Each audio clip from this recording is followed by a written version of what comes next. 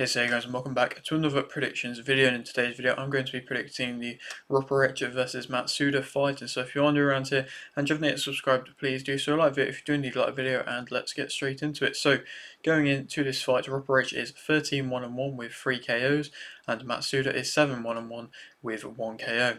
This fight is for the WBC, WBO and WBA World Atomweight titles. Rupprecht's last fight was a win via unanimous decision versus Batiki, and Matsuda's last fight was a win via split decision versus Kuroki. This fight is in Rupprecht's home country of Germany. Matsuda is a southpaw. Rupprecht's loss came via unanimous decision versus Estrada in 2023, and Matsuda's loss came via majority decision versus Miyao in 2022. And to speak more about what I've just been saying, obviously this is a big fight in the atomweight division. I mean, it's not a big division. I mean, literally and metaphorically, I suppose, or figuratively. Obviously, it's the lowest weight division in which is available in women's boxing, and it's the lowest division, I believe, that's available in boxing. And it's not a division that's really been pushed too much. It's not a division that's really been kind of given too much attention. But this is a unification fight, and it's a good matchup, I believe, and it's two fighters in which have obviously both got respectable belts. Rupprecht has fought a big name in Estrada and is coming off a good unanimous decision victory versus Batiki, and it's a relatively big event, and it's Japanese boxing on the women's side getting attention, where realistically women's Japanese boxing hasn't really gotten the same level of attention as the men's side has. Obviously, in recent years, with the likes of Inoue and Nakatani coming through and kind of creating this space where there is a lot more attention upon them due to Top Rank giving them that attention, there has been, like I say, a lot more eyes on the lower weight divisions and Japanese boxing as a whole, and it's doing amazing at the moment. It's flying at the moment. I mean, there's just been two back-to-back events with majority Japanese fighters winning in Japan in, like I say, just a great events. And like I say, it's great to see this Japanese stage getting put on, this Japanese talent getting put on show, but it's limited female attention. No female fighters have been on the shows, on the cards, and there is some good fighters, some good names in these lower weight divisions from Japan, and in the atom weight especially, is definitely, like I say, that attention. And in the lower weight divisions, I mean, Hiruta is probably one of the biggest, if not the biggest names. We have, of course, Matsuda, we have Yamanaka also in this as well, and so, there are multiple fighters who have created a bit of a name for themselves. And like I said, I'd like to see this getting a bit more attention, and obviously this is the start of it, I believe. Obviously, it's a big show. It's in Germany. It's not in Japan, but German women's boxing is also doing quite well. I think the German men's side gets a bit of attention. It doesn't get a massive amount of attention, but there are promoters like Aegon Sports, and they're putting on relatively big events in Germany, and so there has been some German talent in recent times. Maybe Gautieri is a name. I mean, this event is headlined by a European heavyweight clash between Yorksai and Zakonyi, and it's not a huge fight, but it's two relatively big heavyweight names. They're not been pushed too much so far, but I believe they can be heavyweight names that are around that kind of world attention in not too distant future. And in general, I think women's boxing in the lower weight divisions is slowly getting more attention. I think the likes of Valle, Estrada, when they fought, that really put eyes on the lower divisions. But of course, since Estrada retired in just the past couple of months, it's been interesting to see, because Valle obviously went and pretty much instantly then became WBC champion in the minimum weight division. And, it's a big name to lose in Estrada, who was Top Rank's one of their golden female fighters, one of their only real female fighters. And like I say, I think it does lower the weight divisions, and I think they're waiting for a big star to come through. And I think perhaps somebody like a Rupprecht, somebody like a Matsuda, somebody like a Yamanaka could come through and be this kind of big name in which, like I say, creates that hype around lower weight division female fighters and fighting. And there has been some great in recent months women's fights. I mean, we're just coming off Taylor versus Serrano, which was an excellent women's fight. And it's like I say, it's sad to see, I suppose, some of these weight divisions not getting as much attention as which I think they deserve. As like I say, this is a atom weight fight. They're both coming off big wins, both of them. I mean, Rupprecht, that win versus Batiki was a big win coming down from minimum weight division, coming off a loss versus Estrada, which was quite a bad loss to be honest. She then put on a great performance versus Batiki where she pretty much just completely outboxed her. Batiki wasn't able to maneuver around her. She wasn't able to really land that clean that often. Rupprecht was offering pretty great movement. Her head movement looked very solid and respectable the entire time, and she's warranted this next kind of big at home type fight. And Matsuda, she's coming off a close fight versus Kuroki, which did end that kind of knockout streak to an extent. Oh no, my apologies. She is coming off a big, split decision win versus Kuroki, and that didn't come off a knockout streak. My apologies, I'm getting her confused with Yamanaka. But nonetheless, like I say, it was a close split decision, which I thought Kuroki was going to win. She was the more experienced fighter. She was the one who was also on a good run. Matsuda had obviously lost versus Miao, not too far away from that fight, and I just wasn't sure if she was ready to become, to keep going with her title fights in her biggest fight, which that was. And of course, she proved me wrong, and this is still a big step up for her. I think Rupprecht is probably the best atomweight boxer around at the moment, or the most proven, at least, atomweight boxer, and it's going to be a close fight or a tough fight for Matsuda. It's interesting to see Rupprecht, now wanting to go down this unification route. She went down in weight. Obviously, you could argue that's because she was better at the lower weight. I mean, she's a small fighter anyway, at just 5 foot tall. So you could argue that perhaps she's better, more comfortable at the weight. You could also argue that there's easier opposition as well. So when you looked at the minimum weight division at that time, like I say, with Estrada and Valle kind of running it, it was difficult. And then she moved down at perhaps a good time.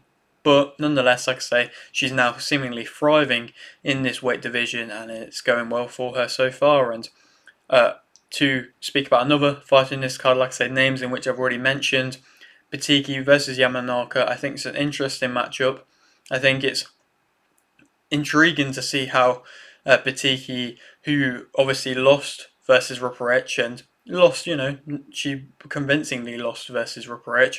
She went away, she got a win as the home fighter out in Czech Republic in an easy contest against a journeywoman type fighter, against a Yamanaka who, in her last fight, was coming off a big win herself. That was, before that she was on a free fight to knockout streak, and she's a new kind of explosive type fighter who's going to bring energy and is going to probably fight relatively similarly to Rupprecht. So it's going to be a tough test. I respect Batiki for taking the fight. Obviously, it's for the IBF World Atomweight title, so it's Batiki's second opportunity to become IBF champion, well, to become a world champion in this division, and I think that Yamanaka is going to win via a unanimous decision. I think, like I say, I think she's going to fight similarly to that of Rupprecht. I think she's going to have more success. I think she's going to box relatively well. I think Batiki's going to struggle to land her shots, struggle to get the timing down, the accuracy down. Yamanaka is a difficult fighter to contain, and in the end, I think Yamanaka, like I say, is going to win by unanimous decision, and then I believe set up a great contest versus the winner of this fight versus Yamanaka. I think that's probably the way it's going to go. I think it's going to be undisputed next for whoever wins the main event, and hopefully that will be the case. And I think in general, that's what a division needs to really help them progress and move along. It's just clear unification fights, undisputed fights, where the best are fighting the best. That's where the entertainment comes up from, I believe. Rupprecht, as a fighter though, going back to the main event, she's got a compact, nice guard. She's got fast hands, and she was utilising that fast hands and catching the shots of Batiki throughout the majority of their fight. She has, like I say, good movement, and she was moving around very well. She was not staying on the ropes. She was circling around. She was having success when she was controlling the center of the ring, but also was moving around Batiki when she was going backwards. She was circling around her. She was being able to maneuver around her and have a lot of success. And like I say, in general, the head movement was good. She was setting her pace. She was able to disengage when necessary. When she was allowed to control the center, like I say, she was having success. She was disengaging well, similarly to what I just mentioned. In general, she is typically quite a pressure fighter. She will throw in bunches and can be quite hard to contain. She calls that she's got a good work rate. She, like I say, sets a high pace.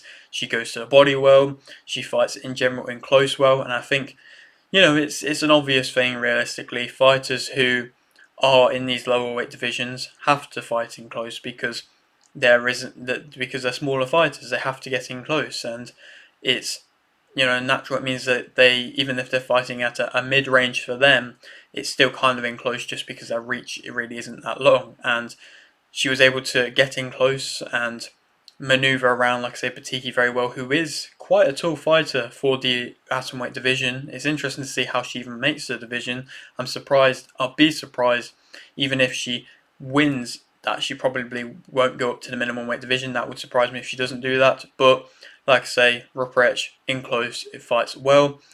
She doesn't necessarily plant her feet too much, which is a good thing. Sometimes she can get drawn into exchanges a bit, but in general, a lot of the time, especially in that last fight, she looked very good because she wasn't just planting her feet at unnecessary times. She's not the most powerful. Nobody in this weight division realistically are the most powerful punchers, and she's not trying to be that powerful puncher. She was not planting her feet too much and moving around well. Negatives about her, I think closing the range, and sometimes she has to work ways in and find ways in, and sometimes that can take a bit of time to work herself in. She squares up a bit. She ducks her head down, I believe, a bit at times. She has, not to the level of a Mike Tyson type style, but she is ducking her head with the hands quite high and kind of bobbing side to side, and that's going to mean that she's going to be ducking her head down a bit, and that's just her way of trying to get in close, and it seems to be working out well for her. She obviously, like I say, has to get in range. Her physicality, she's not really that strong, but I mean, no fighter really is too strong in this division. She doesn't, she puts the shots together well, but she doesn't really put too much into her shots, and like I say, perhaps it's a good thing because she's not trying to get drawn into a fight, but she's not really putting too much into them. She flings and overhands a bit with her head ducking down as well. She doesn't necessarily gain her opponent's respect, and sometimes I believe she'll overreach in shots. She'll throw a jab and think that that's going to do more to her opponent than it actually does, and an opponent just kind of keeps walking forwards because it doesn't really do anything. She can't really hold someone that jab, like I mentioned. She does hit low as well, which was something which I found interesting in that Batiki fight. Obviously, Batiki was a lot taller than that of Rupprecht, but she was continuously kind of going low with her shots to the body. Her body work is good when she utilizes it, but I don't know, I just don't think she was able to find the target with it well, and she was lucky to get away with as many kind of low shots in which she did get away with. To speak about Matsuda as a fighter, I mean, there isn't too much to say about her because there just generally isn't too much tape on her. Obviously, she's coming off that good big win versus Kuroki, which was a step up for her, but this is a real step up, and this is, I believe, going to be shown on Fight Sports Max, which is some sort of way to watch it. I think you might need a VPN to watch it if you're from the UK, but in general, like I said, there's not loads of tape on her. I believe she's got solid movement. I think she moves around her opponents well as well. She's a small target, straightens her shots perhaps a bit better than that of Rupprecht. She's accurate, probably more accurate than that of Rupprecht. She sets a high pace. She's got solid counters, she's got fast combinations, and she's got a good work rate as well. And I mean, seemingly all the fighters in this division, especially the smaller ones, I don't really think there is any kind of excuse as to not have a good work rate, and I believe that they all do. Negatives about her, obviously she's, I believe, in my opinion, the less physical out of the two. I think she's much smaller, kind of weaker in that kind of frame out of the two. She's got a lower guard, so she'll definitely take more shots. I think she's more willing to stand and trade. I think she does leave herself open from them from the open kind of stance, the open kind of guard, and yeah, like I say, I think she leaves herself much more open. That's realistically all I can say about her. Like I say, there really isn't too much footage, too much tape on her, and this fight is definitely going to be the one to bring her to life and bring eyes to her. Rupprecht is the favourite for this fight, and I think that Rupprecht is going to win via split decision. I could see this being a close fight. I think they're going to go back and forth. I think Matsuda is going to have the better counters, but I think Rupprecht is going to have success through her. Well, through Matsuda having more of an open guard and perhaps being willing to stand and trade a bit more. I think Rupprecht might end up making this into a fight and perhaps being the more physical will have success in the centre of the ring. Like I say, I think Rupprecht is going to win a close split decision for this fight, but it's still going to be a very entertaining fight, and I'm excited to see it. And hopefully, like I say, it's going to be bringing more eyes to the division. Then, who should go on to fight again? Obviously, Matsuda again. If it's a really good fight, we never know. We always kind of like rematches, so why not see that again? If not, like I say, I believe it'll be the winner of Batiki versus Yamanaka, who goes on to fight the winner of this fight. I think, like I say, it makes sense for an undisputed fight, and it's going to bring even more eyes to the division, which is, in my opinion, the main thing that they should be trying to do, the promoters of these events, of these shows, with these fights on. And so the winner of that would, completely make sense to go on to fight the winner of this one. I think it'd be a very easy fight to make as well. Or perhaps, maybe, a little bit further along down the line, if she becomes undisputed, she could then move back up and then go on to fight Valle. That could be a good fight to be made. Obviously, she would be coming with a lot of momentum if she becomes undisputed champion. Like I mentioned, the minimum weight division is looking weaker at the moment without Estrada, so Valle, I'm sure, is going to be really wanting them options. There's also Sarah Borman in that division as well, so that'll be a big German matchup. But like I said, there's options there available, and I believe she's going to be able to go down whatever path she desires. But I think it's great to see her kind of being able to rebuild herself from the loss and actually be able to make a big name for herself out of it. And yeah, that is it for today's video. Hope you did enjoy. Like the video if you didn't, like this, subscribe if you're new, and thanks for watching.